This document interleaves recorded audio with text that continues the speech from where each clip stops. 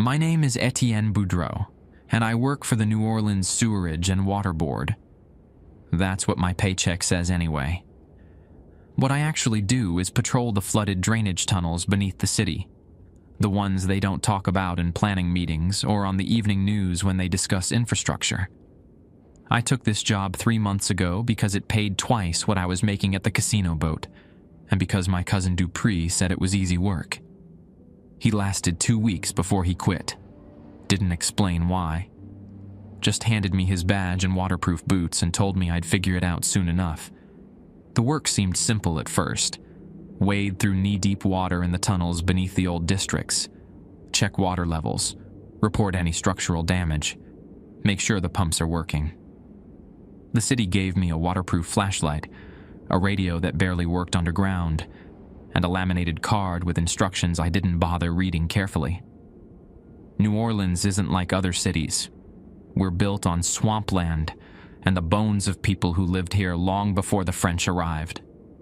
The quarter sits on top of old Chupatula settlements. Congo Square rests above burial mounds that nobody wanted to talk about when they poured the concrete. Every construction crew has stories about what they find when they dig. Pottery that crumbles to dust when exposed to air, bones arranged in patterns, things that look like altars. The tunnels flood. That's normal. We're a bowl surrounded by water, kept dry by pumps that run constantly. But some sections stay flooded year-round. The city calls them pressure relief systems. My supervisor, Mr. Arsenault, calls them containment zones. He didn't elaborate during my training at the Basin Street station. You see something strange down there, you report it to me directly, he said, looking at me over his reading glasses. Not to anyone else, not to the other workers. Just me. Understood? I understood the words. I didn't understand why his hands shook when he said them. There's a room in the tunnel system that shouldn't exist. The blueprints don't show it. The city engineers have no record of it.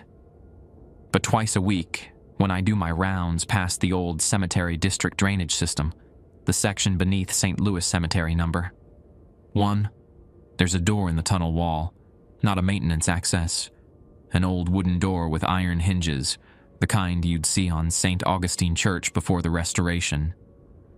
The wood is cypress, dark with age and water damage, but it doesn't rot. The hinges don't rust. The first time I saw it, I thought someone was playing a prank. Maybe Dupree had arranged it before he quit. Some kind of hazing ritual for the new guy. I radioed Mr. Arsenault. He didn't answer. The radio just crackled with static and what might have been someone breathing. So I opened it. The chapel was complete. Pews arranged in neat rows, even though water came up to my knees. An altar at the far end with candles burning. Real flames, underwater, which should have been impossible but wasn't. The air smelled like incense and river mud and something else, something older. Flowers floated on the surface, coins, photographs with faces I didn't recognize. All offerings left by people I'd never seen. I stood there in the doorway, water lapping at my boots, and realized 2 things. First, the candle flames weren't producing any smoke. Second, I wasn't alone. An old woman knelt in the flooded aisle, her head bowed in prayer. Her lips moved without sound, forming words I couldn't hear over the drip of water from the tunnel ceiling. She wore a dress from another century, deep purple fabric with small buttons running up to her collar, the kind my grandmother kept in trunks wrapped in tissue paper. The dress was completely dry. She knelt in water up to her thighs, hands clasped in front of her chest, and not a single drop touched the fabric. Ma'am? My voice came out rougher than I intended. You shouldn't be down here. She didn't respond. Didn't acknowledge me at all. just kept praying, her lips forming shapes that might have been French or Spanish or something older than both. I took a step into the chapel. The water felt different here, warmer than the tunnel water, almost body temperature. It moved around my boots in patterns that didn't match the current from the tunnel behind me. "Ma'am, this area isn't safe. I need you to come with me back to the..." Her head turned, not her body, just her head, rotating slowly on her neck until she faced me directly. Her eyes were completely white. No pupils, no iris, just white, like boiled eggs, like cataracts that had consumed everything. "Praying for the city," she said. Her voice sounded like wind moving through the tombs at Lafayette Cemetery, carrying the smell of flowers left too long in the heat. "Someone has to pray for the city." I should have left. Every part of me wanted to back out of that chapel and seal the door and never come back. But my boots stayed planted in the warm water. "Who are you?" She smiled, and I saw that her teeth were stained dark. Not with rot, but with something else. Wine, maybe. Or blood old enough to turn brown. "If we stop praying, the water wins." She held out her hands toward me, palms up, like she was offering something. "It takes everything below. Everything drowns." Her fingers were webbed. Translucent skin stretched between each digit, thin enough that I could see the shadow of bones underneath, like a frog's feet, like something that had lived in water so long it forgot how to be human. "The water wants to reclaim what we stole," she continued, lowering her hands back into the flood. "We built on its land. We built on its dead. And now it's taking us back. One tunnel at a time." She tilted her head, studying me with those white eyes. "You feel it, don't you? The pull?" I did. That's what scared me. There was a pull, like standing too close to the edge of something tall. Like the water wasn't just liquid but something with intention, something that wanted me to sink down into it and stay. "The water calling you down?" she asked. I started, but she raised one webbed hand. "Your cousin felt it too. Dupree. He left before the water could answer. I hadn't told anyone down here that Dupree was my cousin. It wasn't in my employment file. We had different last names. He was a Hibbert on his mother's side. You're going to need these." She reached into the water and pulled out a laminated card, identical to the one in my pocket, but older. The plastic yellowed with age. The real protocols. Not the ones Arsenault gives to workers he expects to quit. She held it out, water dripping from her webbed fingers. I took it. The card was warm, like it had been sitting in sunlight instead of floodwater. The text was handwritten in ink that had bled slightly, making some words hard to read. 7 protocols. 7 rules for staying alive in the tunnels beneath New Orleans. When I looked up, the woman was standing. Water ran off her dress now, soaking through the purple fabric, turning it black. She waded past me toward the door, her webbed feet making soft sounds against the stone floor beneath the flood. "You'll understand soon," she said without turning around. "The city has 3 faces. You've only seen one." She stepped through the doorway and into the tunnel. I followed, my boots splashing, the waterproof flashlight beam cutting through the darkness. The tunnel was empty. No old woman. No footprints in the silt. Just water and concrete, and the distant sound of pumps laboring to keep the city dry. I looked down at the card in my hand. The first protocol was written in careful cursive. Protocol 1. If you encounter a door during your patrol, enter immediately. Mark the time. The chapel only appears for 17 minutes. If you miss the window, it won't return for 3 days. and the water rises 6 inches throughout the system. I checked my watch. I'd been inside for 16 minutes. My radio crackled. Mr. Arsenault's voice came through, distorted and layered with static that almost sounded like whispers. "Boudreau, report your location." I looked back at the wall. The door was gone. Just blank concrete, water-stained and covered in mineral deposits. "Boudreau, do you copy?" I pressed the radio button, still staring at where the door had been. "Copy. I'm at the St. Louis section. Everything's normal." "Good. Finish your patrol and return to station. We need to talk about your assignment." The radio went dead. I stood there in the tunnel, water moving around my boots, the laminated card warm in my hand. Somewhere deeper in the system, I heard singing. Old Creole hymns, like the ones my grandmother used to sing at St. Augustine. The pull got stronger. If you like the stories, please hype the videos from a button like this just above the comment section. It helps the videos to get more reach and perform well. It would take just a few seconds and cost nothing, but would help the channel grow even faster. Thank you. The Basin Street station smelled like coffee and mildew. Mr. Arsenault sat behind his desk, a stack of water-damaged reports piled next to his computer. He was 73, had worked for the Sewerage and Water Board since 1974, and looked like he'd aged 20 years in the past month alone. "Close the door," he said without looking up. I did. The card was still in my pocket, warm against my thigh through the waterproof coveralls. "You went inside." Not a question. He finally looked at me, and his eyes were red-rimmed, like he hadn't slept in days. "The chapel." "Yes, sir." "And you met her?" I nodded. He opened his desk drawer and pulled out a bottle of Sazerac rye, poured 2 fingers into a coffee mug that said, "World's Best Dad" in faded letters, drank it in one swallow.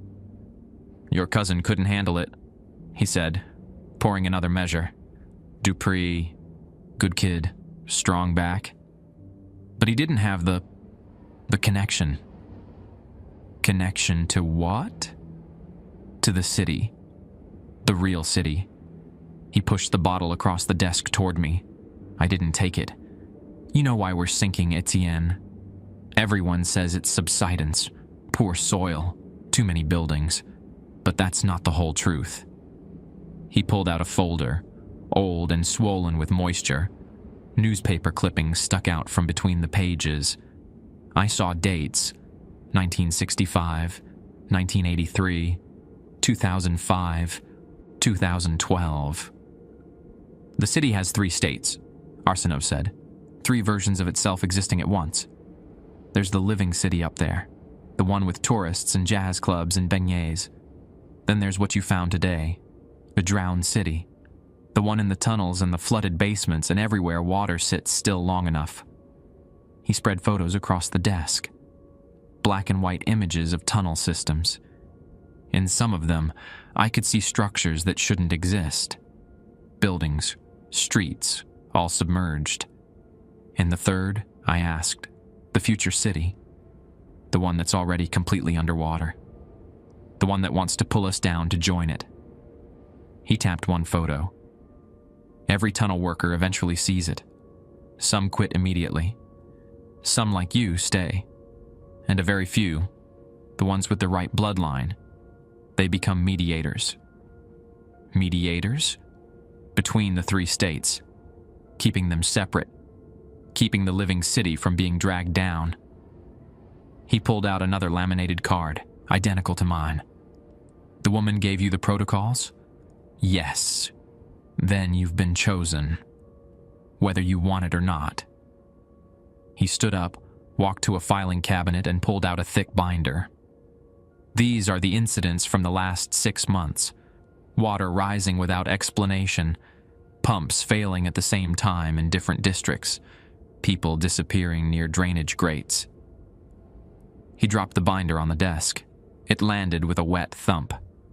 And the singing. You heard it, didn't you? Down in the tunnels? I had. The Creole hymns, coming from somewhere deeper than any tunnel on the blueprints. That's them, Arsenault said. The prayers. There are 7 women in the drowned city, all descendants of Marie Laveau. They pray constantly, holding back the flood. If they stop, if even one of them stops, the future city breaks through. Everything below Claiborne Avenue floods in a matter of hours. I couldn't find words that made sense. That's not possible. You saw her fingers. You saw the candles burning underwater. You felt the pull. He sank back down, suddenly looking exhausted. Don't tell me what's possible. I pulled out the card, read the second protocol of Protocol 2. Between 2 a.m. and 4 a.m., water in certain tunnels will begin to glow. This is not algae or chemical contamination. Do not touch the glowing water with bare skin. If you must pass through, use your boots and gloves. The glow is memories from the drowned city bleeding through. What does that mean? I asked. Memories? Exactly what it says. The drowned city is made of everything that's ever been lost to water in New Orleans. Every flood, every storm surge, every drowning. The memories soak into the water, and sometimes they leak back up. He rubbed his eyes. You touch that water. You see what it remembers. Most people don't come back from that. And if I refuse? If I just quit like Dupree? Arsenault looked at me for a long moment. Then he turned his computer monitor around. Security footage from the tunnel system, dated 2 weeks ago. I saw myself walking through the corridor beneath St. Louis Cemetery. Same route I'd taken today. But I'd only started this job 3 months ago. The footage was from 6 months before I'd even applied. You were always going to take this job, Etienne. The city chose you before you chose it. He turned the monitor back around. Your grandmother, Adelaide Boudreau. She was a prayer woman too before she passed. You have her blood. My grandmother had died when I was 12.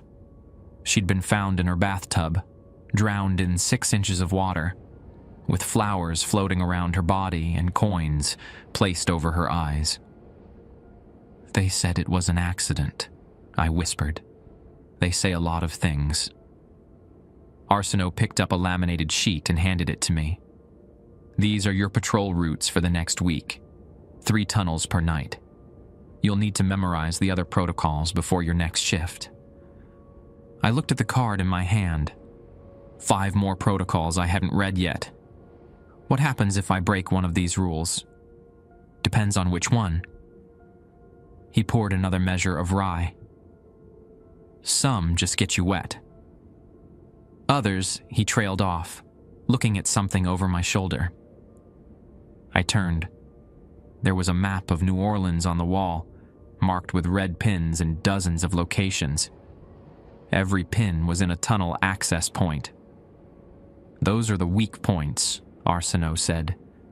Places where the drowned city is closest to the surface. Places where the future is trying to break through. Your job is to patrol them, follow the protocols, and report anything that deviates from what the protocols predict. And if something does deviate, then we call in the prayer women, and they try to seal it before the future city floods through. He finished his drink. Usually works. Not always. I wanted to leave. Walk out of the station, get in my truck, drive back to my apartment on Magazine Street, and pretend this conversation never happened. But my feet stayed planted on the water-stained floor. The pull was stronger now, like invisible hands wrapped around my ankles, tugging me down. The next protocol, I said, looking at the card. What does it mean about the echo? Protocol 3. If you hear your own voice, calling from deeper in the tunnels. Do not answer. The drowned city creates echoes of tunnel workers to lure them into unmapped sections. These echoes know everything you know. They sound exactly like you. The only difference? They'll invite you to follow them down. Never follow. Arsenault leaned back in his chair. It creaked like wet wood. That one's killed 3 workers in the last year, he said. They find the bodies eventually. Drowned in tunnels that were supposed to be dry, always facing downward, like they were trying to swim deeper into concrete. He stood up, walked to the door, and opened it. The hallway beyond was empty. Get some rest, Etienne. You start the real patrols tomorrow night, 2 a.m. to dawn, and whatever you do. He paused, hand on the doorframe. Don't pray. Not down there. Prayer attracts attention, and there are things in the water that hunger for faith. I left the station with the protocols in my pocket and questions burning in my mind. My truck was parked under a streetlight on Basin Street, next to the old cemetery wall. Spanish moss hung from the oak trees overhead, swaying in the humid air despite no wind. As I unlocked the door, I heard singing again. Faint, distant, coming from a storm drain near the cemetery gates. The same Creole hymns my grandmother used to sing. I drove home with the windows up and the radio loud, trying to drown out the melody that followed me through the empty streets.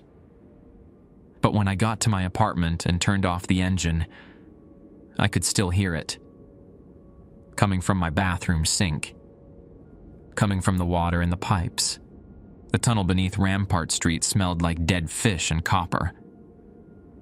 My shift started at 2 a.m., and I'd been wading through tepid water for 40 minutes, checking pressure valves and drainage grates, according to the route Arsenault had given me. The protocols card stayed dry in my sealed pocket. I'd memorized all 7, reading them over and over in my apartment, while the water in the pipes sang hymns I tried to ignore. Protocol 4. Offerings will appear in the water.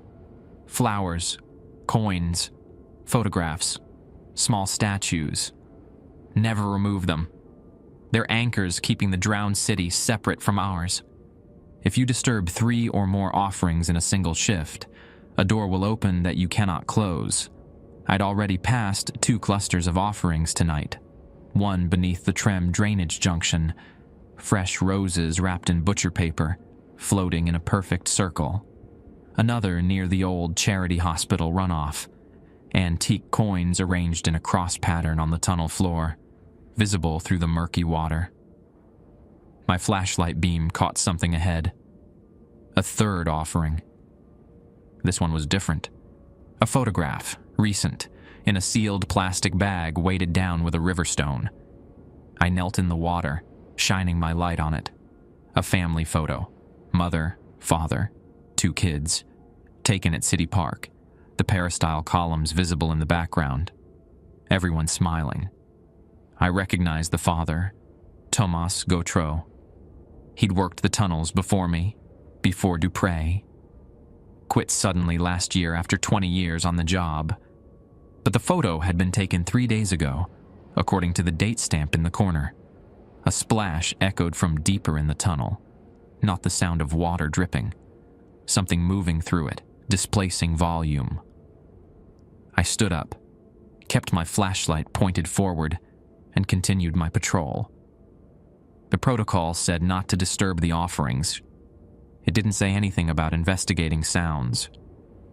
The tunnel branched ahead, left toward the French Quarter system, right toward the cemetery district. My route said left, but the sound had come from the right, and something about it pulled at me. Like a fishhook caught in my sternum, tugging gently.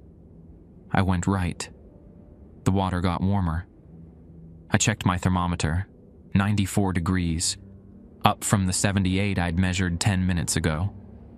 The tunnel walls changed texture too, brick replacing the concrete, older construction that predated the modern drainage system.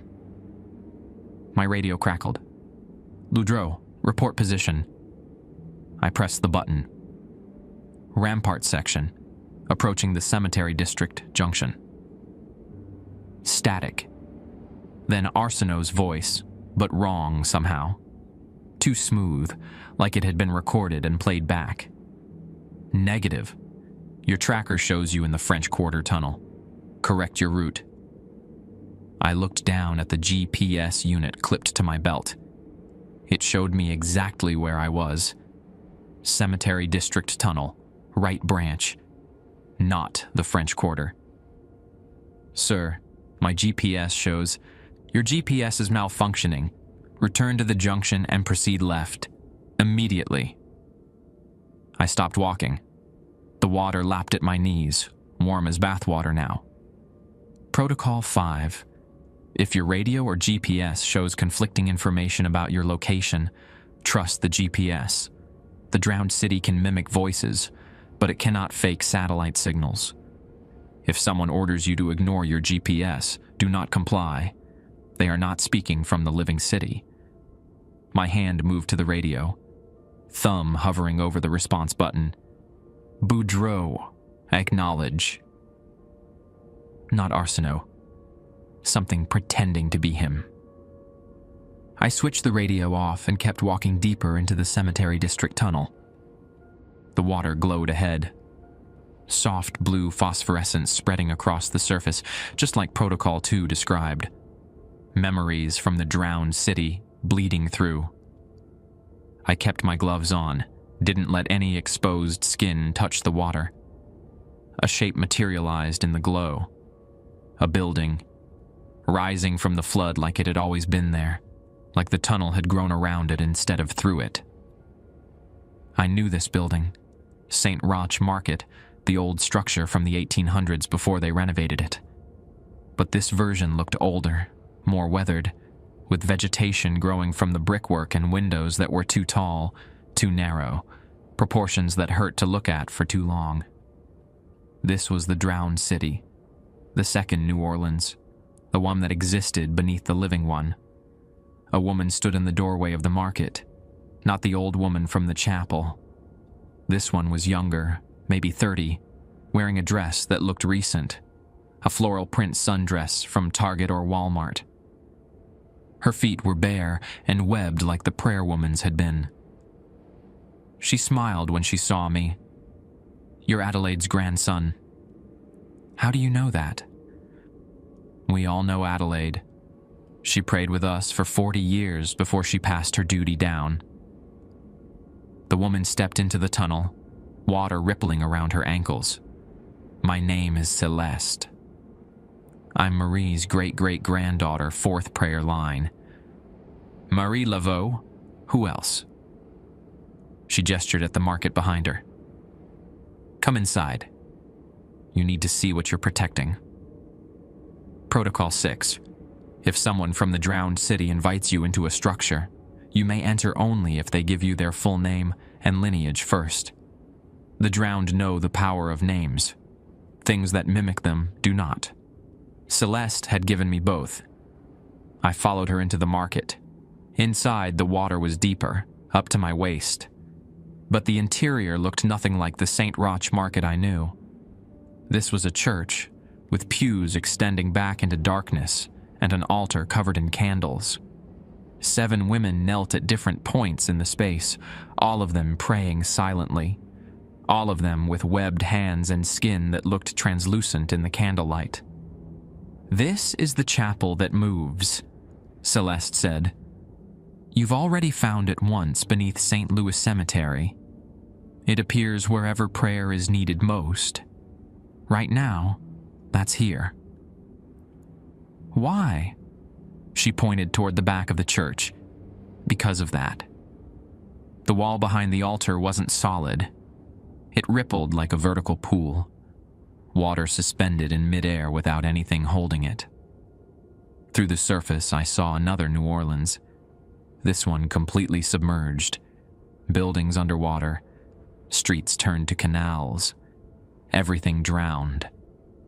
and it was moving closer. The future city, trying to break through. It pushes every night, Celeste said. Gets a little closer each time. We pray to hold it back, but prayer only works if we have enough strength. 7 prayer women, 7 bloodlines. Adelaide was one. When she died, the line went dormant. Until me? Until you. She walked to the nearest pew and sat, even though it meant sitting in waist-deep water. You have a choice, Etienne. You can walk away, break the protocols, lose your connection to this place, go back to your normal life. Some do. They forget everything they've seen within a week. And the other option? You join us. Take your grandmother's place. Learn the prayers that hold back the flood. She looked at the rippling wall. But once you choose this, you can't unchoose it. Your life becomes the levee. You become part of the 3 cities, existing in all of them at once. One of the other prayer women looked up. I recognized her immediately, the old woman from the first chapel, with eyes gone completely white. "The water is hungry tonight," she said, her voice carrying across the space like wind. "Someone broke Protocol 4. 3 offerings disturbed in the bywater section. A door is opening." Celeste stood quickly. Who was patrolling bywater? New worker. Started last week. Arsenault didn't warn him properly. The old woman's white eyes fixed on me. The door will open at 3:33 a.m. That's in 12 minutes. If something comes through before we can seal it, the future city will flood both drainage systems, bywater and the quarter. "Can you close it?" I asked. "We can pray it shut. But someone needs to be there, in the living city tunnels, to anchor the prayer. Someone who exists in both places." Celeste looked at me. "Someone like you." Protocol 7. If a door opens in the tunnels and you are asked to anchor it closed, you must stand with your back against the door and recite your full name and lineage 3 times. The door will try to pull you through. Do not turn around. Do not look behind you. Do not let go of your anchor until the prayer women confirm the seal. I didn't have an anchor. I said as much. The old woman reached into the water and pulled out an iron chain. The links rusted and ancient. She held it out to me. This was Adelaide's. She wore it every patrol for 40 years. It's tied to the living city. As long as you hold it, you can't be pulled fully through. I took the chain. It was heavy, real, and felt warm like the protocol cards. "Bywater Tunnel is a 15-minute drive from here," Celeste said. "You have to leave now." I turned to go, water splashing around me as I waded toward the door. Behind me, I heard all 7 women begin to pray in unison, their voices layering into a harmony that made my bones vibrate. "Etienne." The old woman's voice stopped me at the threshold. "When you stand against the door, you'll see things. Memories, futures, versions of yourself that drowned. Don't believe them. Your grandmother's chain will remind you which city you belong to." I ran through the tunnel, the GPS guiding me back to the junction, and then toward the bywater system. The water grew hotter with each step, and I started seeing shapes moving beneath the surface. Buildings rising and falling, streets that weren't on any map, people walking upside down on the tunnel ceiling. My watch read 3:31 a.m. when I reached the bywater tunnel. The door was already there, a massive iron door set into the concrete wall, standing half open. Water poured through from the other side. Not normal water, but luminescent blue liquid that made my eyes hurt to look at. The future city's flood, spilling into ours. I wrapped Adelaide's chain around my left wrist, walked to the door, and pressed my back against the cold metal. The pulls started immediately, like gravity reversed, trying to drag me backward through the opening. I grabbed the chain with both hands and spoke my full name, loud enough to hear over the rushing water. Etienne Paul Boudreau, son of Michel Boudreau, grandson of Adelaide Boudreau. The pull got stronger. I saw my reflection in the glowing water, but it wasn't me. It was me drowned, skin bloated and white, eyes missing, mouth open in a silent scream. Etienne Paul Boudreau, son of Michel Boudreau, grandson of Adelaide Boudreau. The door shuddered against my back. Something on the other side pushed hard, trying to force it open wider. I heard voices, dozens of them, all calling my name, all begging me to turn around and look. Etienne Paul Boudreau, son of Michel Boudreau, grandson of Adelaide Boudreau. The door slammed shut so hard it knocked the wind from my lungs. The glowing water drained away, leaving only normal tunnel flood. My radio crackled with Arsenault's real voice this time, asking for my location. I stood there shaking, Adelaide's chain still wrapped around my wrist, and felt the pull transform into something else. Not pulling me down anymore, pulling me in 3 directions at once. Living city, drowned city, future city. I existed in all of them now. There was no going back. The change started 3 days after I closed the by-water door. I woke up in my apartment and found water in my bed. Not sweat. Actual standing water, about 2 inches deep, soaking through my mattress. When I stood up, it drained away through invisible cracks in the floor. My reflection in the bathroom mirror showed me in 3 different states. Living Etienne in the center, 32 years old, tired but human. To my left, a translucent version of myself with webbed fingers, like I was halfway to becoming one of the prayer women. To my right, a drowned version, bloated and gray, with something swimming behind my eyes. I blinked. The other reflections disappeared, but I could still feel them, existing parallel to me, occupying the same space in different versions of New Orleans. Arsenault called me into the station at noon. He looked worse than before, like he'd aged another decade in 72 hours. A half-empty bottle of Sazerac sat on his desk, next to incident reports that smelled like swamp water. "You anchored the door," he said. Not a question. "Yes, sir." "And now you're seeing things. Feeling things. The 3 cities bleeding together." He poured himself a drink with shaking hands. "That's normal. Takes about a week for your mind to separate them properly. Until then, you'll experience overlap." "Overlap?" He gestured at his window. "Look outside." I did. Basin Street looked normal at first. Cars passing, tourists walking toward the cemeteries, vendors selling pralines on the corner. But when I focused differently, like letting my eyes unfocus slightly, I saw the drowned city beneath it. Streets flooded, buildings half submerged, people wading through water that only existed in that other version of New Orleans. And beyond that, darker and deeper, the future city, everything underwater, completely consumed. "You're seeing all 3 now," Arsenault said, "all the time.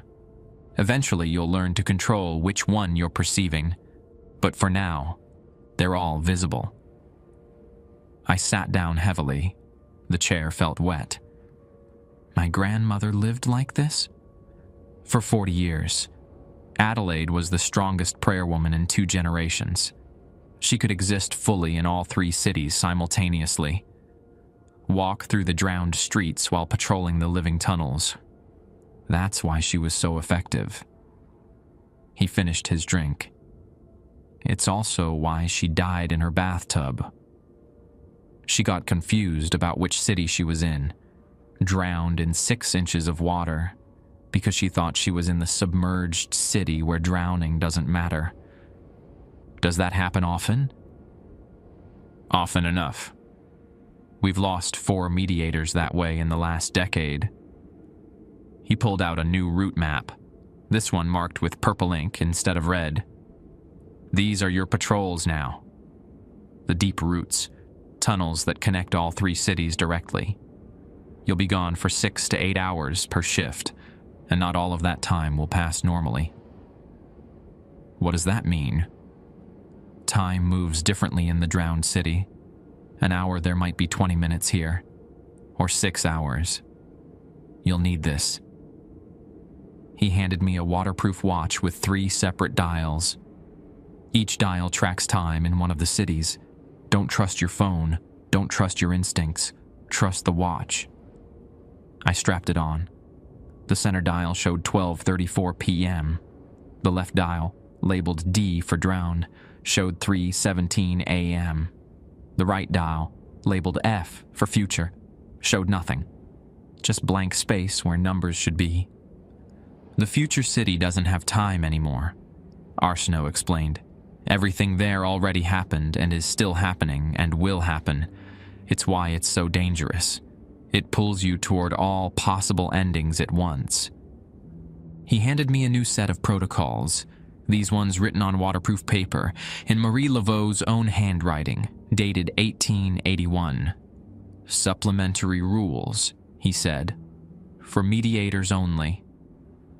Adelaide followed these. So will you. I read the first one, Mediator Protocol 1. You will begin to forget which city you're in. Keep physical anchors, Adelaide's chain, blessed salt in your pockets, a photograph of someone living. When in doubt, check your anchors. If the salt is dry, you're in the living city. If it's wet, you're in the drowned city. If it's gone, you're in the future city and need to return immediately. What happens if I stay too long in the future city? Arsenault's face went pale. You become part of it. Your living body drowns wherever it's standing, and your consciousness gets trapped in the flood that hasn't happened yet. We've found 3 workers that way, standing in dry tunnels, completely drowned, with their eyes open and tracking movement. We can't see. He stood up and walked to a filing cabinet, pulled out a photograph and placed it face down on the desk. That's what happened to the last mediator before you. His name was Isaiah Thibodeau. Went into the deep tunnels beneath Claiborne Avenue 6 months ago. We found him standing in the junction, water only up to his ankles, but his lungs were full of fluid that glowed blue. He flipped the photograph over. Isaiah stood in the tunnel, eyes open and aware, but his skin had that same translucent quality as the prayer women. Behind him, visible in the photograph but impossible in real life, was a flooded New Orleans street extending into the darkness.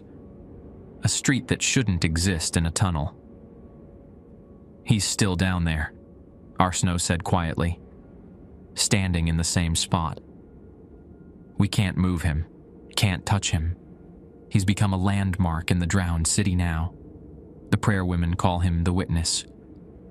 I pushed the photograph away. I need to start my patrol. Not until sunset. Deep routes are night only. The 3 cities are lying when the sun is down. He took the photograph back, slid it into the cabinet. Until then, I suggest you go home. Rest. Say goodbye to anyone you care about. Goodbye? You'll still see them. Still exist in the living city, but you won't be fully present anymore. Part of you will always be in the flood. He opened his door, gestured for me to leave. Adelaide knew this.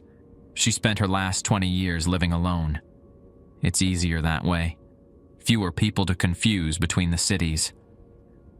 I left the station and drove home through streets that rippled and shifted between versions. Twice I had to pull over because I couldn't tell if the road ahead was solid pavement or submerged street from the drowned city. At home, I found my apartment had changed. The furniture was the same, but water stains covered the walls in patterns that looked like maps. When I traced them with my finger, I realized they were maps, showing the tunnel systems beneath the city, marked with locations I'd never seen on official blueprints. My phone rang. The caller ID showed Adelaide Boudreau. I stared at it.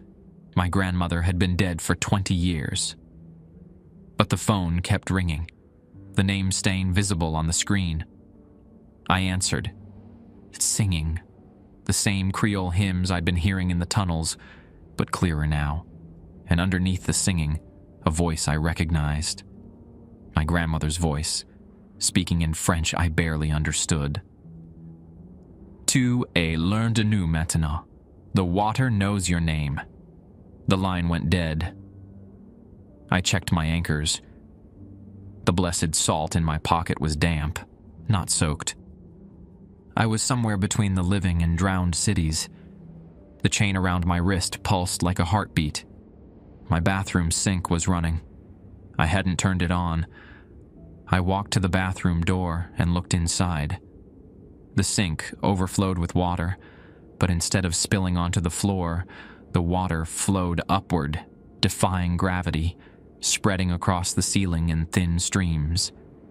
In the mirror above the sink, I saw my 3 reflections again. But this time, the drowned version of me smiled and raised a webbed hand in greeting. I reached up and touched my own hand. The fingers felt normal, human. I looked down. The skin between my fingers had started to thin. Not webbed yet, but heading that direction. Like my body couldn't decide which city it belonged to anymore.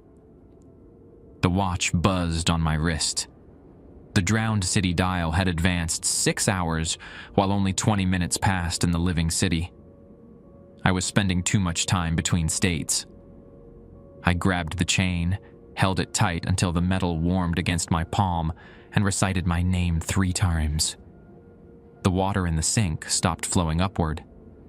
My reflection solidified into just one version. Tired, human, but still myself.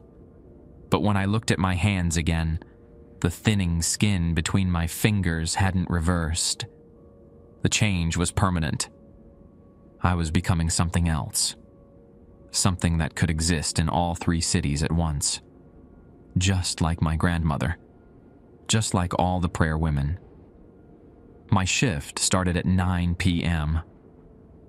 Arsenault had marked 3 tunnel sections on my route: Claiborne Junction, the Tremé Deep Access, and the passage beneath the Pontchartrain Expressway that didn't exist on civilian maps. I gathered my equipment. Adelaide's chain stayed on my wrist. Fresh, blessed salt went into my waterproof pockets. A photograph of my mother went into my badge holder.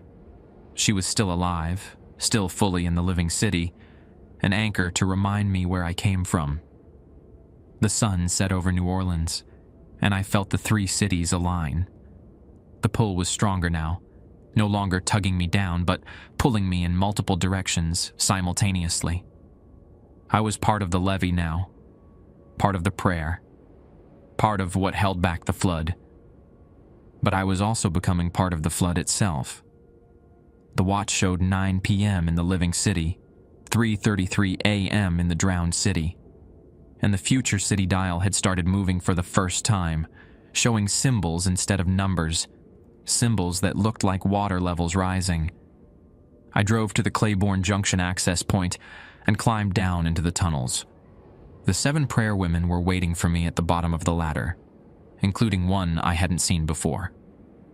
My grandmother Adelaide, wearing the same purple dress as the first prayer woman I'd met, with webbed hands and white eyes and a smile that was both welcoming and terrifying. "Welcome home, grandson," she said, her voice echoing in the tunnel. "Let me teach you the prayers that will keep you from drowning." Behind her, the walls of the tunnel rippled and became transparent. I could see all of New Orleans at once. The living city above, the drowned city around me, and the future city below, rising up through the darkness, trying to pull everything down into its endless flood. The lessons were about to begin. Adelaide led me deeper into the tunnel system than I'd ever gone. The water rose from my knees to my waist, then to my chest. My waterproof gear kept most of me dry, but I could feel the warmth of the drowned city's flood seeping through the seams. The other 6 prayer women followed behind us, their webbed feet making soft, splashing sounds. They sang as they walked, the same Creole hymns I'd been hearing, but now I understood the words. They weren't French or Spanish. They were older, Mobilian, the trade language the indigenous peoples spoke before the Europeans came. The prayers predate Marie Laveau, Adelaide said, her white eyes somehow seeing perfectly in the darkness. She learned them from the Chiquimacha women who showed her how to work with water spirits. We've been speaking these words for 300 years, holding back the flood. Why is the future city rising now? I asked. What changed? Katrina. She stopped walking, turned to face me. The candlelight from the tunnel walls, candles that had appeared without explanation, flickered across her translucent skin. The storm broke something. Not just the levees. It broke the barrier between the 3 cities. Ever since then, the future has been pushing through, trying to make itself real. We reached a junction I'd never seen on any map. 6 tunnels branched off in different directions, each one leading to a different district. But there was a 7th tunnel, directly ahead, that seemed to lead down at an impossible angle. That goes to the deep, Adelaide said, where all 3 cities meet, where the witness stands. Isaiah Thibodeau. Yes, he went too deep, stayed too long, and now he's trapped between all possible versions of himself. She gestured for the other prayer women to stay behind. You and I go alone from here. The others will maintain the barrier while we work. The 6 women formed a circle in the junction, holding hands, and began to pray.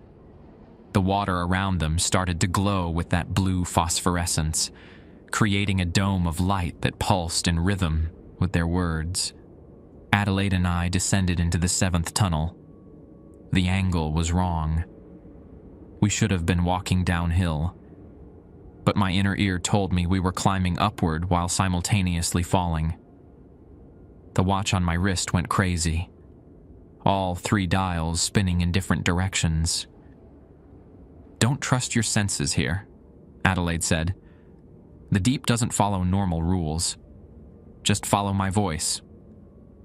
The tunnel opened into a massive chamber I hadn't known existed. The ceiling was at least 50 feet high, with old iron support beams covered in rust and mineral deposits. The water here was only ankle deep, but it reflected the ceiling like a perfect mirror, creating the illusion of infinite space above and below. Isaiah Thibodeau stood in the center of the chamber. He looked exactly like his photograph, young, maybe 25, with his sewerage and waterboard uniform still intact. His eyes were open, tracking our movement.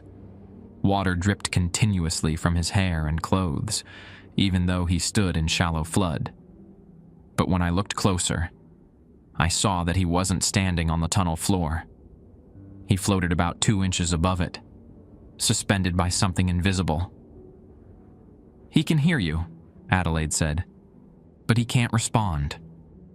He's watching all 3 cities simultaneously, every moment, every possibility. His mind couldn't handle it. Now he's become a conduit. For what? For the future city. It flows through him, using his consciousness as a bridge to reach the living city.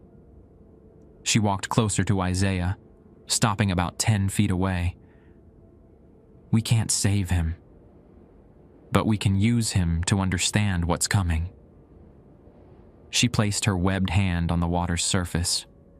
Ripples spread outward, and the reflected ceiling changed. Instead of showing the chamber above, It showed New Orleans streets, but not the streets I knew. These streets were completely flooded, water up to the second-story windows of buildings. Canal Street had become an actual canal. The Superdome sat half-submerged like a rusting island, and everywhere, in every window and doorway, I saw figures moving through the water with webbed hands and white eyes. "That's the future city," Adelaide said. "That's what happens if we fail. Everyone drowns, everyone transforms. New Orleans becomes completely aquatic." When does this happen? That's the question, isn't it? She removed her hand, and the reflection returned to showing the chamber ceiling. Time doesn't work the same in the future city. It's not one specific moment. It's all the possible moments when the city drowns. Could be tomorrow. Could be 50 years.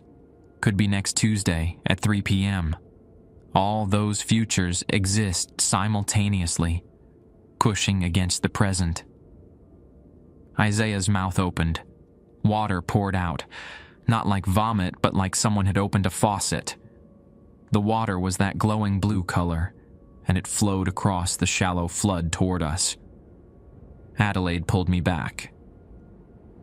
"Don't let it touch you. That's pure future, undiluted possibility. It'll show you every way you could drown." The blue water spread across the chamber, creating patterns on the surface. I recognized them. The same matte patterns that had appeared on my apartment walls. They showed weak points in the barrier between cities, locations where the future was closest to breaking through. 7 locations, Adelaide counted, pointing to each glowing spot. 7 places where the prayers are failing. We have enough prayer women to cover 6, but the 7th. She trailed off, looking at me. "That's why you need me," I said. "You're the 7th bloodline, Adelaide's replacement. With you, we can cover all the weak points." She knelt beside the blue water, careful not to touch it. "But there's a cost. To hold a position alone, you have to give yourself partially to the drowned city. Become more like us, more of the flood and less of the land." I looked at my hands. The webbing between my fingers had grown since this morning. Soon I'd look like Celeste, like the other prayer women. Eventually, I'd look like Adelaide, fully transformed, more creature than human. "How long did it take you," I asked, "to change completely?" 20 years of prayer, but that was before Katrina, when the barrier was stronger. Now? She stood up, her purple dress dripping even though the water barely covered her ankles. 6 months, maybe less. The city is hungry, Etienne. It wants more mediators, more prayers, more people existing in all 3 places at once. Because the more of us there are, the stronger the barrier becomes. Isaiah made a sound. Not quite a groan, more like wind escaping from somewhere deep inside him. The blue water pulsed brighter. "He's warning us," Adelaide said. "Something's breaking through tonight." One of the 7 locations. My radio crackled. Arsenault's voice, strained and fearful. Multiple alarms at the Maringhi Tunnel. Water rising without explanation. I'm sending emergency crews, but... Static. Then screaming in the background. Then silence. The Maringhi Tunnel. One of the 7 weak points Isaiah had shown us. Adelaide grabbed my wrist. "You have to anchor it, same as you did with the Bywater door.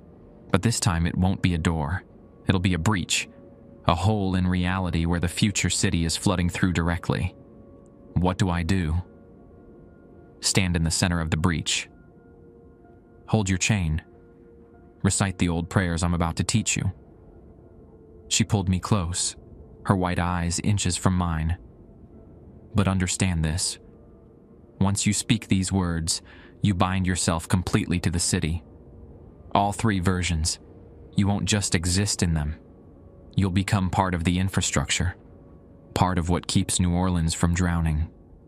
Like you did. Like I did. Like Isaiah did. Like everyone who loved this city more than they loved being fully human. She pressed her webbed hand against my chest, over my heart. I'm sorry, grandson. I'm sorry I passed this to you. But the city chose us. We don't get to refuse. She taught me the prayer in 5 minutes. The words felt heavy on my tongue, like speaking them physically changed my mouth. The language was old, older than Louisiana, older than the concept of cities. Words about water and earth and the space between them.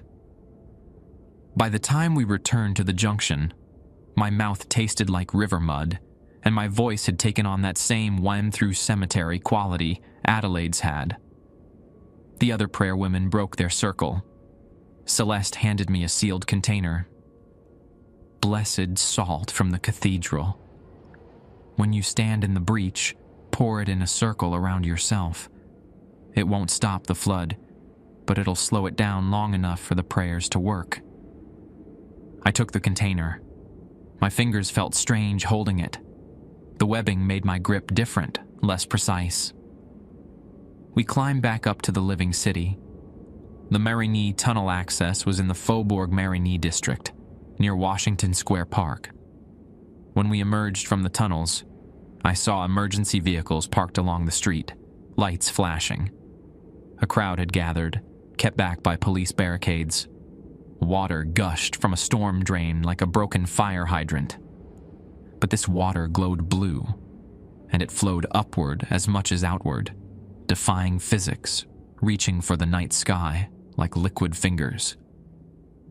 Arsenault stood near the barricade. When he saw us, he pushed through the crowd.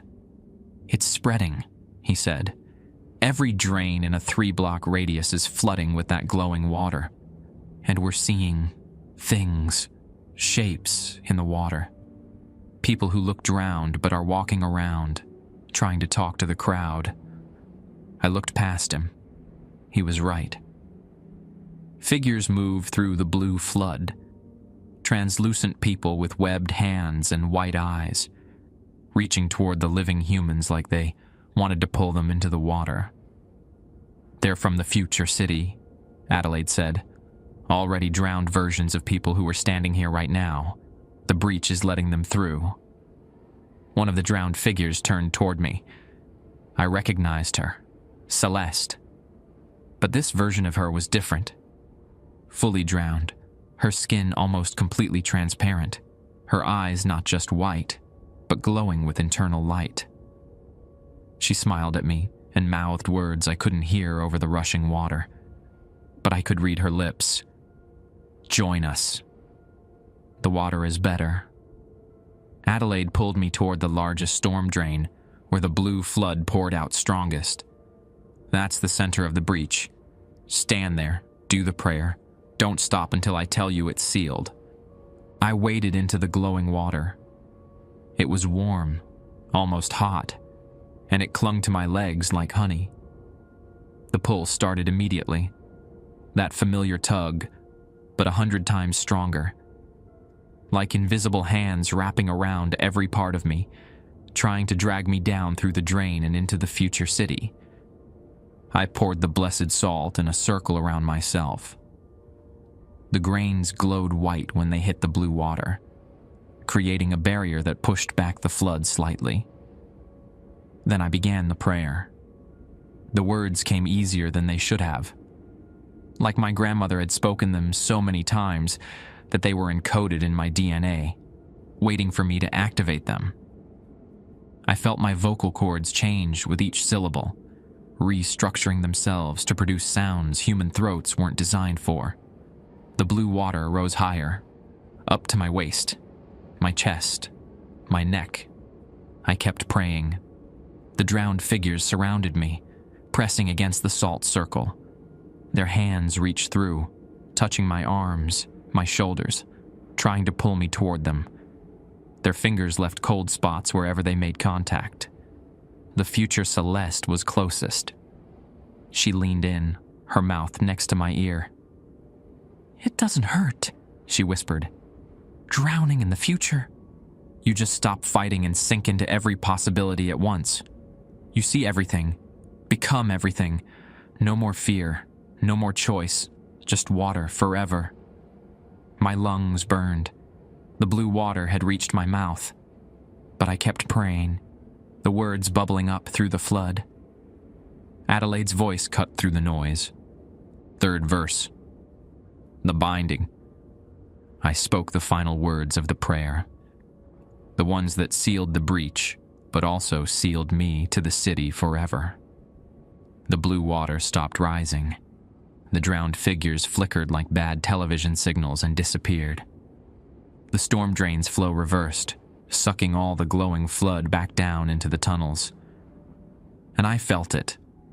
The binding taking hold. Chains made of prayer and water and history wrapping around my spirit, tying me to New Orleans in all 3 states simultaneously. I collapsed on the street, coughing up blue water. My hands had fully webbed. My skin had started to turn translucent. Adelaide knelt beside me. "You did it. The breach is sealed." "How long?" I asked. "How long before I'm like you? Like Isaiah?" She didn't answer, just helped me stand and led me away from the crowd, back toward the tunnel access. But I already knew the answer. I could feel it in my bones, in my changing body, in the way the 3 cities pulled at me constantly now. Not long at all. 3 weeks passed. Or maybe it was 3 days. Or 3 months. Time had stopped meaning anything consistent. My watch showed different numbers on each dial, and sometimes when I checked it, I found that hours had vanished or doubled back on themselves. My apartment was permanently flooded now. 6 inches of standing water covered the floor, but my landlord couldn't see it. Neither could anyone else who lived in the building. The water existed only in the drowned city version of my home, but I existed in both places, so I waded through it every morning when I got up. The webbing between my fingers had completed. My skin was translucent enough to see the veins beneath, pulsing with blood that looked faintly blue in certain light. When I spoke, my voice carried that cemetery wind quality. People on the street avoided eye contact with me now, sensing something wrong even if they couldn't articulate what. I'd sealed 3 more breaches since Marigny. Each time the prayer came easier. Each time I felt more of myself slip away into the flood. Arsenault stopped pretending I was a normal employee.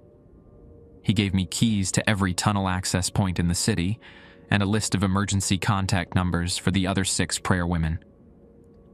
My official title was Deep Infrastructure Specialist, which meant nothing to anyone who read it, but everything to those who understood. The station house felt different now. I could see its other versions. The drowned version where water filled the basement and ancient machinery still ran beneath the surface, and the future version where the entire building was submerged, fish swimming through the offices. Tonight, Adelaide had asked me to meet her at a location I'd never patrolled. An old tunnel beneath the French market, sealed since the 1920s after what official records called structural concerns. The real reason was written in Marie Laveau's personal journal, which Arsenault had shown me last week. The market tunnel sees too much. 3 workers lost to visions. Seal it until we understand what lives in the deep beneath that place. I descended the access ladder at midnight. The drowned city dial on my watch showed 4:44 a.m., which Adelaide had told me was significant. The hour when the barrier between cities was thinnest, when prayers worked best but dangers were highest. The tunnel was different from the others. Instead of concrete or brick, the walls were built from old ship timber and what looked like whale bones. The water here was clear, not murky, and I could see straight down through it to a stone floor 20 feet below, covered in markings I didn't recognize. Adelaide waited at the far end, but she wasn't alone. 6 other women stood with her in a semicircle. I recognized Celeste and the old prayer woman with completely white eyes. The other 4 were new to me. Etienne, Adelaide said. Meet the full circle. 7 bloodlines, 7 prayers, 7 women who hold back the flood. The oldest one stepped forward. She looked ancient, maybe 90, with skin so translucent I could see her skull beneath. My name is Josephine Baptiste. I am Marie's great-great-great-granddaughter. First prayer line. I've been praying since 1952. The others introduced themselves. Delphine LeBlanc, 3rd line.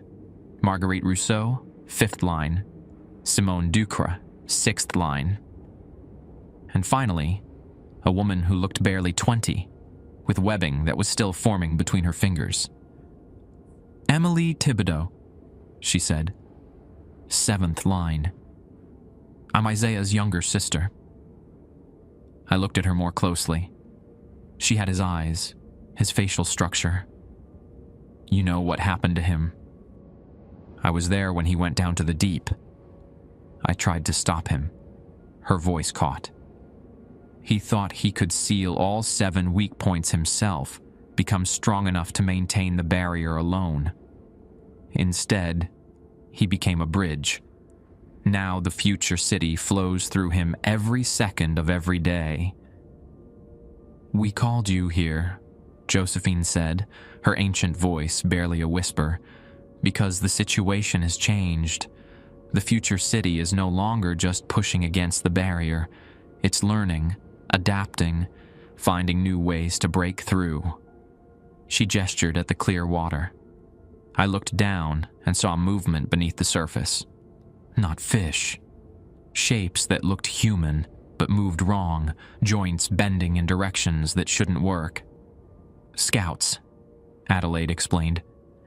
The future city is sending pieces of itself to test our defenses. They're learning our patrol routes, our prayer schedules, our weak points. Celeste knelt by the water. 2 nights ago, one of them made it through a drain near Armstrong Park. We caught it before it could reach the living city, but... She pulled out her phone and showed me a video. The creature in the footage looked like a person who'd been drowned for weeks. Bloated skin, white eyes, but moving with purpose and intelligence. It had cornered a homeless man sleeping near the park and touched him. Just a simple touch on the shoulder. The homeless man immediately fell into the water pooling around a storm drain.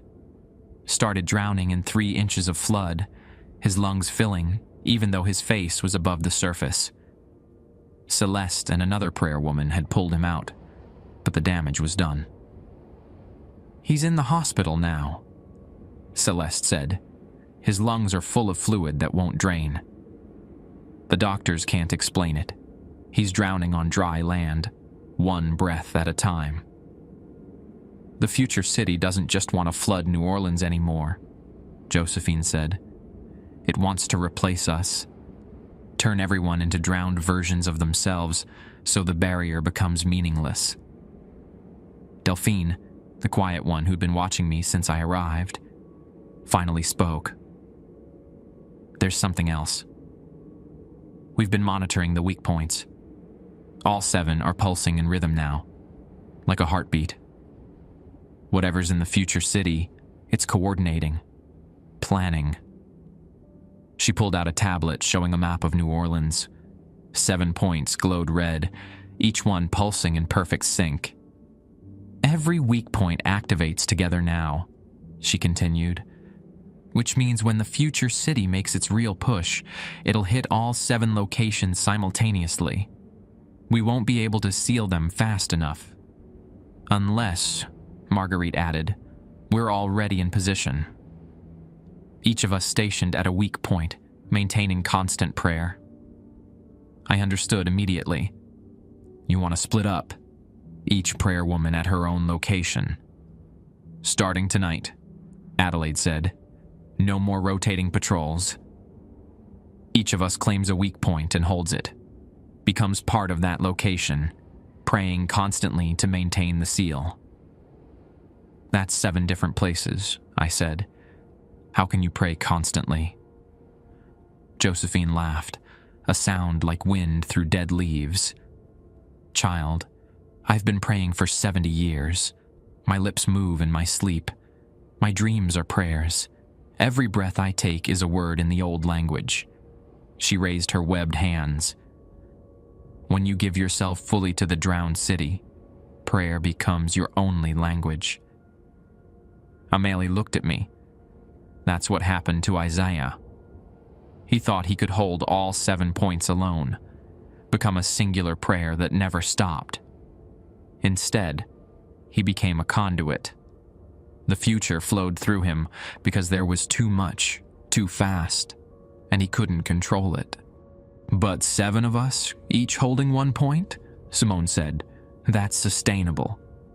That's how Marie Laveau designed it originally. 7 bloodlines, 7 prayers, 7 anchors keeping the 3 cities separate. Adelaide walked to me, placed her webbed hand on my shoulder. You're the youngest, Etienne. Your transformation isn't complete. You can still go back, sometimes, to the living city without people seeing what you've become. The rest of us, she gestured at the others. We're too far changed. We can't pass anymore.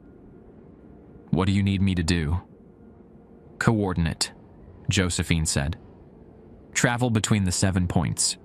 Check on each prayer woman. Report any changes in the weak points. You'll be our messenger, our early warning system. And, Adelaide added quietly, if one of us falls, if the prayer fails at any location, you'll need to step in. Hold that point until we can seal it permanently. Celeste handed me a new laminated card. This one had 7 addresses, 7 names, 7 specific prayers written in the old language. These are our positions, she said. Memorize them. The future city will try to trick you, send you false messages, create emergencies at wrong locations. Trust only this card. Trust only your grandmother's chain. I looked at the addresses. All 7 were in the oldest parts of New Orleans: French Quarter, Treme, Marigny, Faubourg, the areas built first, where the city's bones were deepest. When do we start? Now, Josephine said. She walked to the tunnel wall and pressed her webbed hand against the ship timber. A door appeared, old and waterlogged, opening to reveal a passage I'd never seen. Each of us goes to our position tonight. The synchronization has already begun. We have maybe 12 hours before the future city realizes we've changed our strategy. The 7 women filed through the door one by one. Adelaide paused at the threshold. Your grandmother's chain, she said. It's more than an anchor. It's a key. If you need to reach any of us quickly, hold the chain and speak our name 3 times. It'll open a path through the drowned city directly to our location. Even through walls? Through collapsed tunnels? Through anything.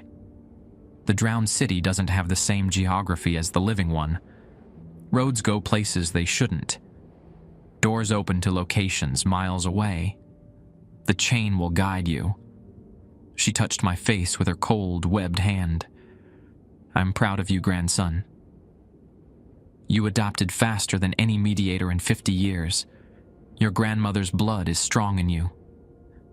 She went through the door.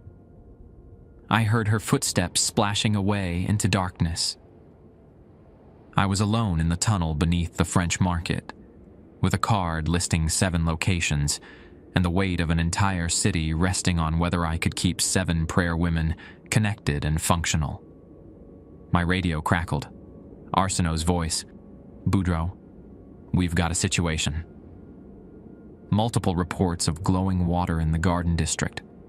Streets that weren't on the weak point list. Something's changing. I checked the map on my phone. The Garden District wasn't near any of the 7 marked locations. It was new. A eighth weak point, or the future city was adapting, learning, creating new breaches faster than we could pray them shut. I grabbed Adelaide's chain, held it tight, and started running through the tunnel toward the nearest access point. The drowned city's version of the tunnel twisted around me, shortening distances, bending space so I could move faster than physics should allow. My watch showed 3 different times, all of them wrong. The future city dial was spinning wildly now, numbers blurring together. Time was running out. For me, for the prayer woman, for New Orleans. The flood was coming, and we might not be able to stop it. But we were going to try. 7 bloodlines, 7 prayers, and 1 mediator trying desperately to hold the 3 cities apart while reality itself came undone. I emerged from the tunnel into the garden district, water sloshing around my ankles. The street was flooded, but not with normal water. This was something else. Dark purple liquid that smelled like ozone and rotted flowers. It moved against gravity, flowing upward along building walls, spreading in patterns that hurt to look at directly. And in the center of the street, standing in the purple flood, was a figure I recognized. My cousin Dupree, but his eyes were white, his hands were webbed, and when he smiled at me, I saw that his teeth had become translucent, like glass or ice. "Hey, Etienne," he said in a voice that sounded like drowning. "I've been waiting for you." This wasn't Dupree. This was what the future city had made from him after he quit. After he ran. After he thought he could escape. The future city didn't let people escape. It just waited until they stopped fighting. And then it pulled them down. "You're not real," I said, gripping the chain. "I'm as real as you are," future Dupree replied. "I'm just a little bit ahead. 3 months, maybe 6. However long it takes for you to stop fighting and accept what you're becoming." He held out his webbed hand. "Come join us, cousin." "The water's fine." I recited the prayer Adelaide had taught me, the binding words that sealed breaches. Future Dupree laughed and started walking toward me through the purple flood. And behind him, emerging from storm drains and doorways and the spaces between buildings, came more of them. Dozens of drowned figures with white eyes and webbed hands, all wearing faces I recognized from the living city. The future was coming, and it was bringing everyone I'd ever known with it. I didn't fight future Dupree. Instead, I held Adelaide's chain and spoke her name 3 times. The Garden District street folded in on itself. Space compressed like an accordion, and suddenly I stood in the tunnel beneath St. Louis Cemetery, where Adelaide maintained her prayer position. She knelt in water up to her waist, hands clasped, lips moving in constant recitation. Around her, the tunnel walls rippled with that blue phosphorescence. But cracks had appeared in the light. Dark fissures where the future city was pushing through. "It's happening," she said without stopping her prayer. All 7 points simultaneously, just like Delphine predicted. My radio erupted with overlapping voices. Arsenault, police dispatch, emergency services, all reporting the same thing. Floods appearing across the city. Purple water, blue water, water that moved upward and sideways and through walls. "The other prayer women," I said. "Are they holding?" "For now. But there are too many breaches. The future city isn't just attacking the 7 weak points anymore." Adelaide's voice strained. "It's creating new ones. Testing every inch of the barrier. Looking for any place we're not watching." My phone buzzed. A text from Emily. "Isaiah's moving. The witness is walking. That shouldn't be possible." Isaiah had been frozen in place for 6 months, trapped between all 3 cities, unable to move or speak. Go, Adelaide said. Check on him. If Isaiah is active, it means something fundamental has changed in the deep.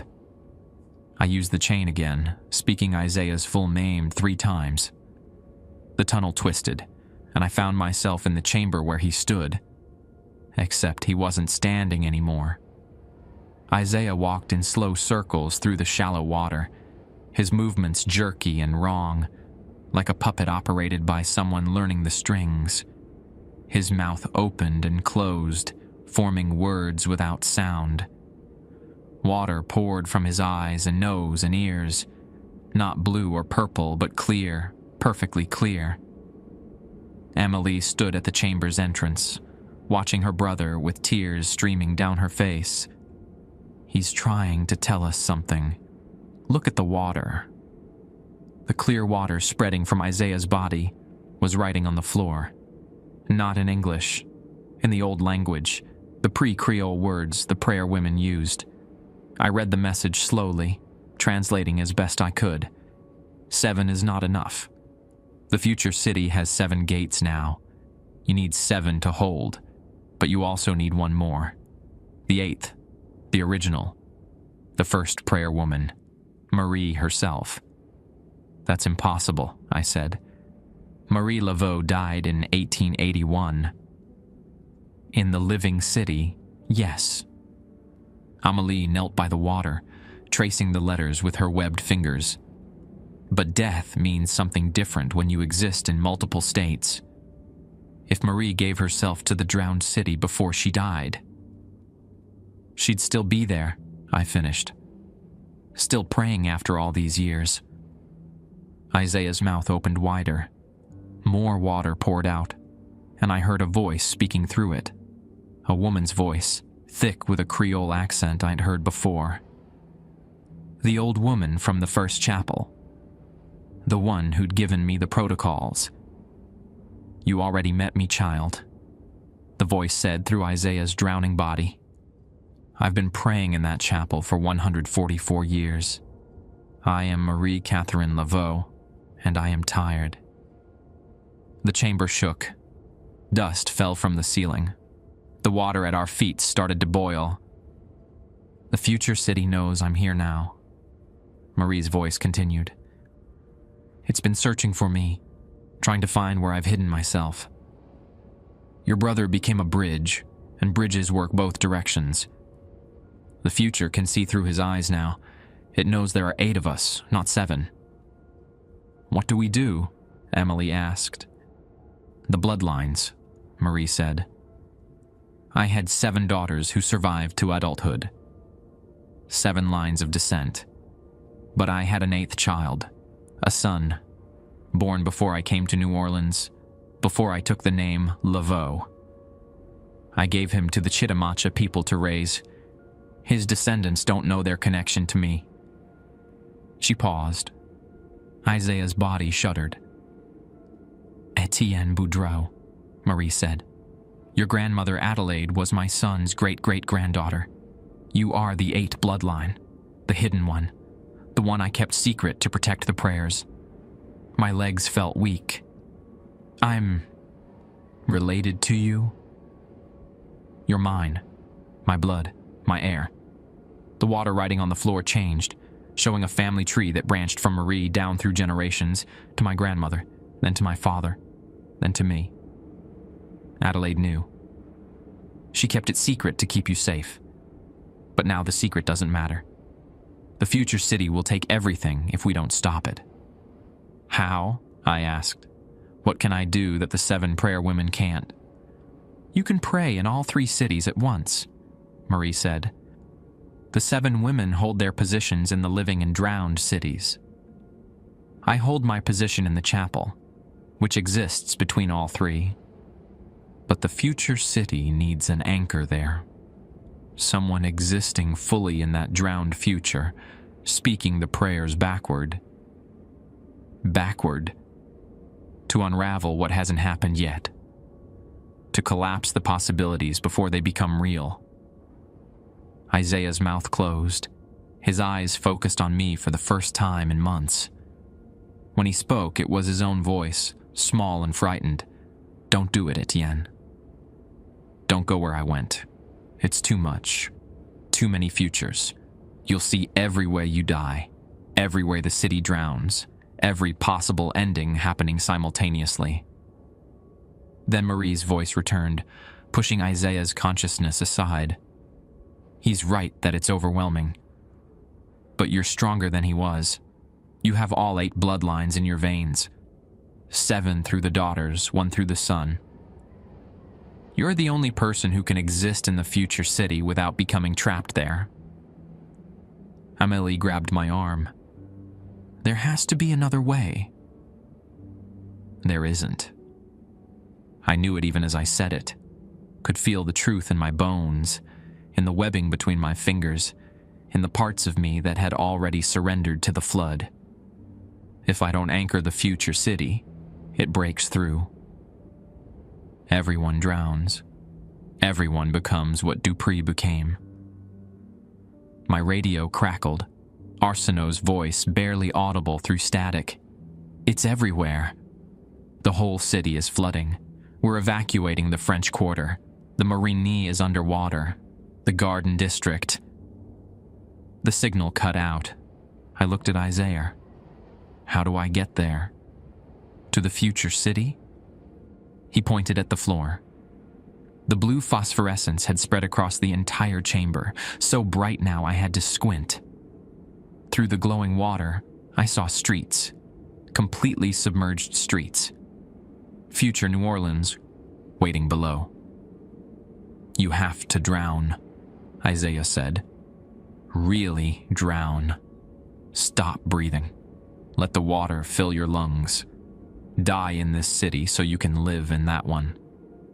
And if the prayers don't work, if I can't stop it, then you stay dead, Marie said simply, and the future city wins.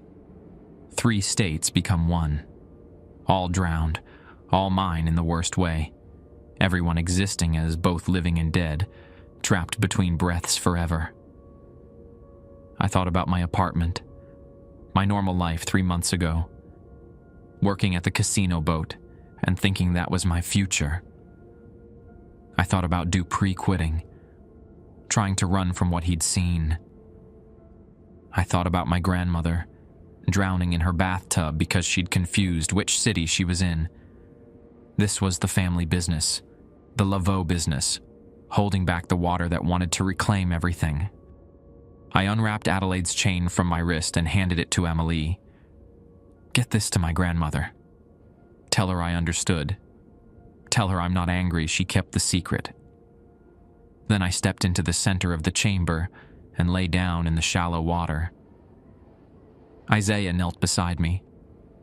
When you stop breathing, count to 10. Then start the prayer Marie taught you, but say every word backward. The future city will try to show you horrors. Don't look away. See them all. Accept every possible drowning. That's how you collapse the futures, by experiencing them all at once until they cancel each other out. I closed my eyes, took a deep breath, let the water cover my face. At first, my body fought, lungs burning, muscles spasming, every survival instinct screaming to stand up and breathe. But I held myself under, counting slowly. 1.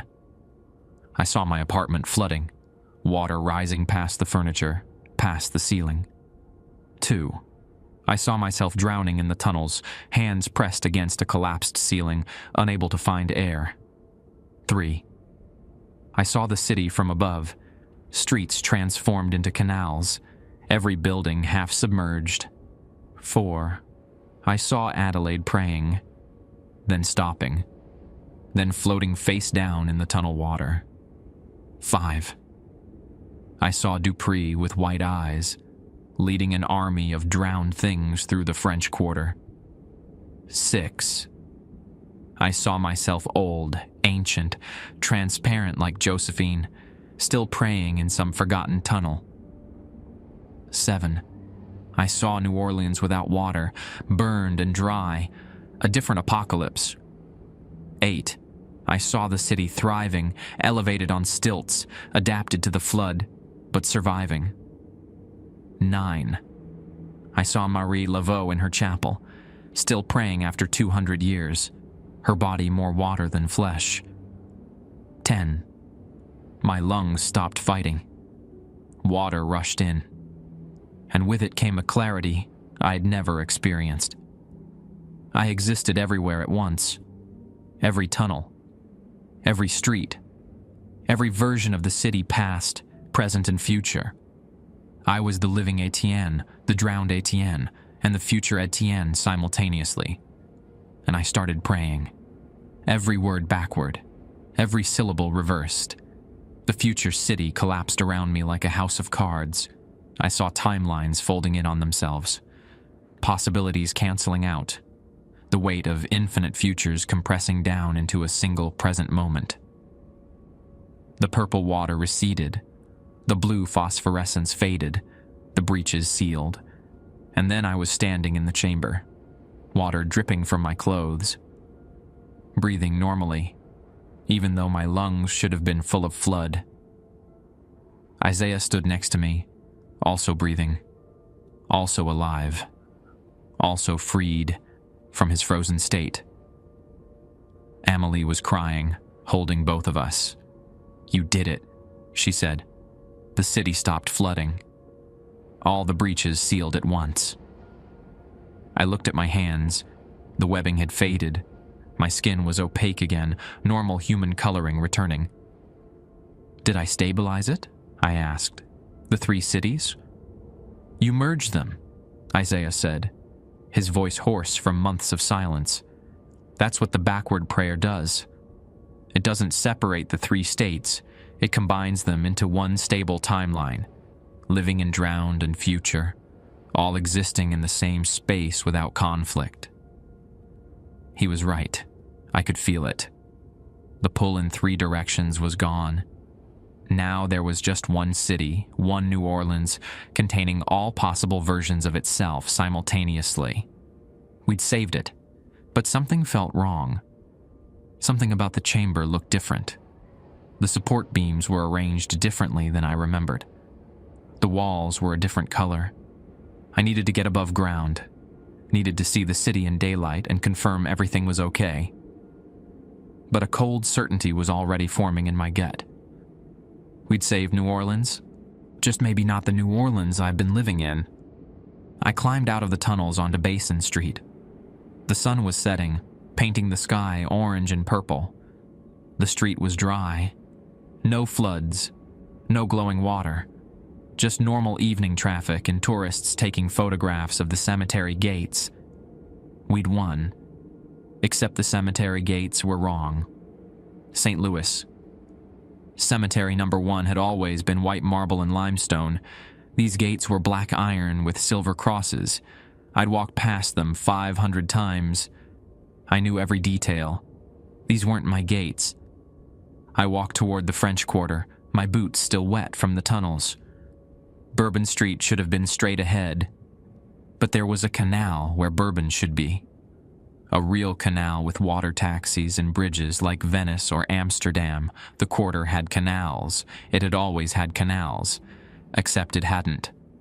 Not in my city. My phone buzzed. A text from my father. "Dinner Sunday. Your mother wants to see you." My father had died when I was 8. Heart attack. I'd been at his funeral, but in this timeline, apparently, he was alive. I pulled out my wallet. Inside was the photograph I'd been using as an anchor. My mother standing outside our house on Magazine Street. Except the woman in the photo looked different now. Same smile, same pose, but different eyes, different hair color. The merge hadn't stabilized our timeline. It had combined multiple versions of New Orleans into one coherent reality. And in doing so, it had changed everything. I ran back to the tunnel access, climbed down, and used the path through the drowned city to reach the moving chapel. I had to know, had to understand what we'd actually done. The chapel appeared in the tunnel beneath the New Wrong Cemetery.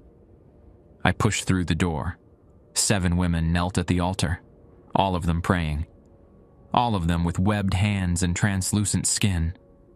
All of them were Marie Laveau. They turned to face me in perfect unison. Each one looked slightly different. Different ages, different versions of the same face, like looking at photographs taken across decades. But they were all hers. All the Marie Laveaus, from all the merged timelines, existing simultaneously in the same space. The oldest one smiled. Her teeth were stained dark. "Welcome, child. You're one of us now." What did I do? My voice came out strangled. What did the backward prayer do? "You stabilized your city," the youngest Marie said. She looked barely 30, wearing a dress from the 1850s. "But in doing so, you pulled pieces from adjacent timelines. Other New Orleans cities that were also drowning, also fighting to survive. You merged them all into one stable present." "How many timelines?" 7, they said in unison. 7 different versions of New Orleans, each one slightly different from the others. Each one with its own Marie Laveau, trying to hold back the flood. Now we're all here, praying together, maintaining one combined city. The middle Marie, the one I'd met first in this chapel, gestured to an empty spot beside them. "And you're the mediator who made it possible. Which means you're bound to all 7 versions now. Not just your original timeline, but all of them. You exist in 7 New Orleans cities simultaneously." "I can go back," I said. "Return to my original timeline. Find the one where my father is dead and the cemetery gates are white." "You can't," the oldest Marie said gently. "That timeline doesn't exist independently anymore. It's been woven into the others. Threads mixed together to make stronger rope.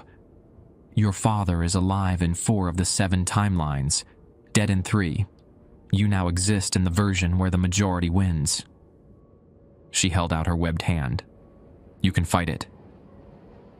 Spend your life trying to remember which details belong to your original timeline, or you can accept it. Join us in prayer. Help maintain this new, merged city." I looked at the 7 Marie Laveaus. Behind them, through the chapel's transparent walls, I saw New Orleans. Not one city, but 7, layered like transparencies, all visible at once. Different buildings in the same locations. Different streets with different names. Different people living different lives, all somehow existing together without contradiction. And if I refuse, the merge becomes unstable, the youngest Marie said. The 7 cities start pulling apart again. Everything we stopped, the drowning, the future city breaking through, it all comes back. Except this time it's 7 floods instead of 1. So I don't have a choice. "You never did," the oldest Marie said.